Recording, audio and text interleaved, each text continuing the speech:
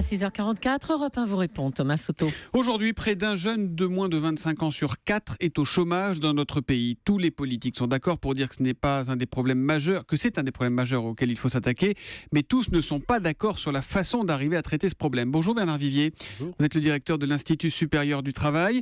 On va commencer par les déclarations d'hier de François Hollande sur Canal+. Il a dit qu'il voulait élargir la prime d'activité. Alors déjà, c'est quoi exactement la prime d'activité ? On parle de quoi ? La prime d'activité, c'est une mesure qui va être présentée dans 2 jours au Conseil des ministres par le ministre du Travail, de l'Emploi, François Rebsamen, et qui a été annoncé, affirmé avec beaucoup de solennité dans son intervention télévisée d'hier.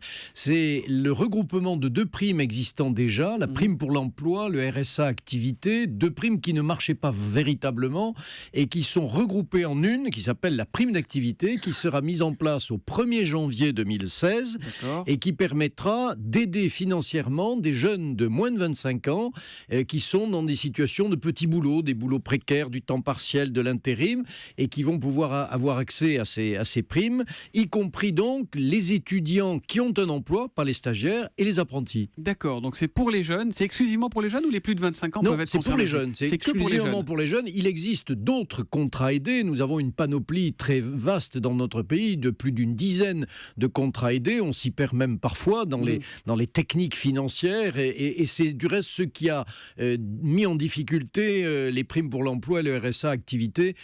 Seuls les spécialistes s'y retrouvent. Il y a beaucoup de personnes qui ont droit et qui auraient droit au RSA activité qui ne le demandent pas aujourd'hui. Exactement. Qui ne font pas la démarche parce qu'ils ne sont pas au courant. Exactement. Est-ce que cette prime d'activité, selon vous, Bernard Vivier, c'est une bonne idée ? Est-ce que ça peut être efficace pour lutter contre le chômage des jeunes ? Alors, c'est une bonne mesure sur le moment. Et tous les gouvernements, depuis des dizaines d'années, ont toujours pratiqué cette méthode des contrats aidés, du traitement social du chômage, comme on le dit. C'est-à-dire, on aide financièrement ou la personne en recherche d'emploi, c'est le cas de la prime d'activité, ou les employeurs, les entreprises qui embauchent.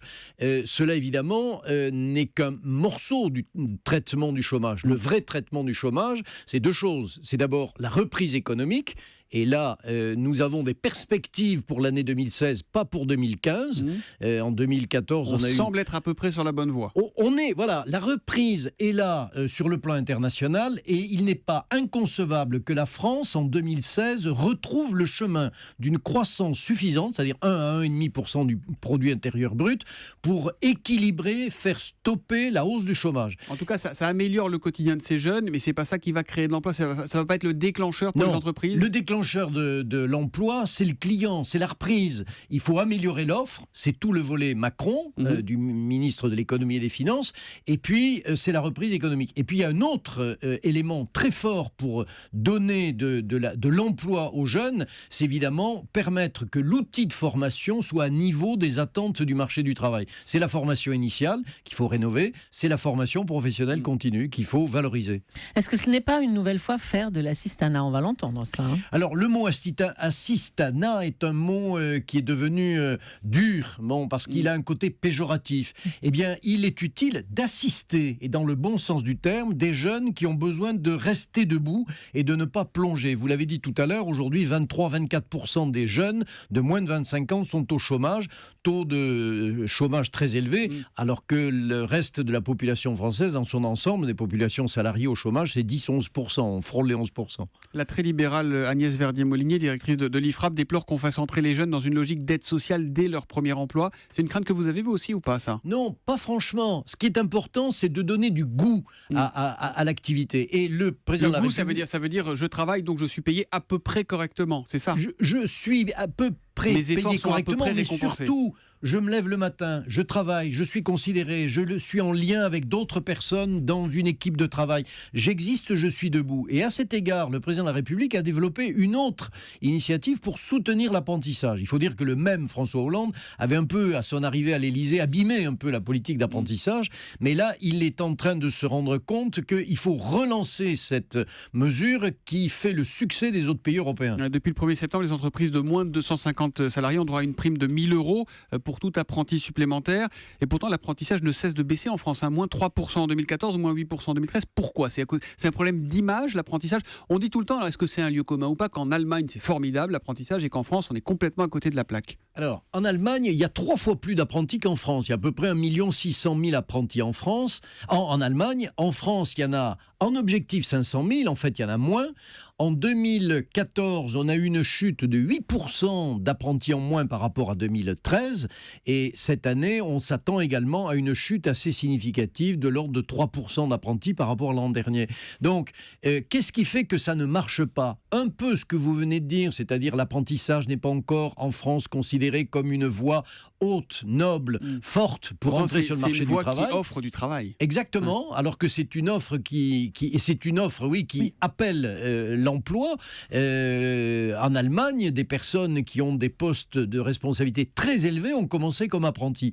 En France, les mentalités commencent à évoluer. Mais la vraie raison, elle est dans l'inadaptation des outils de l'apprentissage qui ne sont pas suffisamment, alors qu'ils le sont en Allemagne, en phase avec les entreprises, et nous avons des systèmes un peu déconnectés de l'entreprise. On a une question, Bernard Vivier, d'un auditeur sur cette prime d'activité. Elle sera de combien, cette prime, demande-t-il ? Elle n'est pas encore établie, elle va l'être incessamment, mais nous ne l'avons pas encore. Donc on ne sait pas non plus comment elle sera financée ?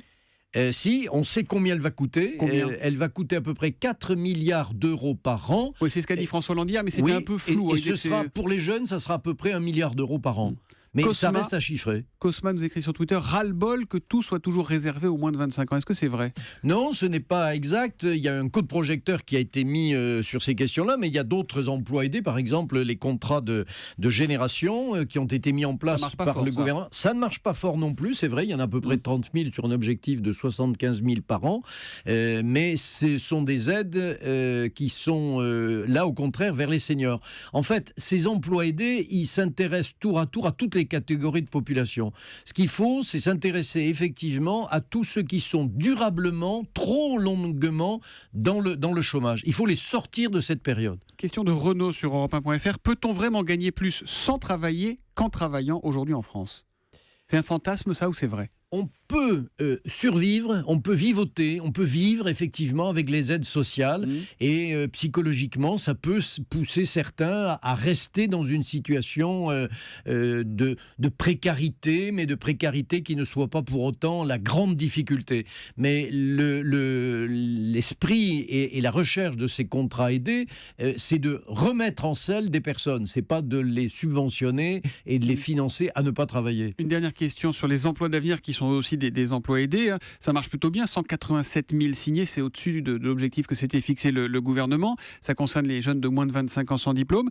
Est-ce qu'on sait si ça débouche sur des emplois ? Est-ce que derrière ces emplois, c'est combien de temps les emplois aidés ? C'est 2 ans, 3 ans ? C'est entre 1 à 3 ans. Et est-ce que ça débouche sur des emplois derrière ? Des emplois d'avenir, entre 1 et 3 ans. Oui, des emplois d'avenir, pardon. Oui, ça débouche sur des emplois. Il n'y a pas eu, pour l'instant, de statistiques et de chiffres. En la matière, les statistiques sont d'ailleurs très difficiles à obtenir. On les a avec souvent plus d'un an et demi de retard. Donc ça ne pousse pas à l'observation facile. Merci beaucoup, Bernard Vivier, d'être venu en direct sur Europe 1 répondre aux questions de nos auditeurs. Je rappelle que vous êtes le directeur de l'Institut supérieur du travail. Et précisons que le barème, les règles précises de cette prime d'activité nouvelle version seront donc dévoilées mercredi lors de la présentation au Conseil des ministres du projet de loi de François Rebsamen. Bonne journée à vous.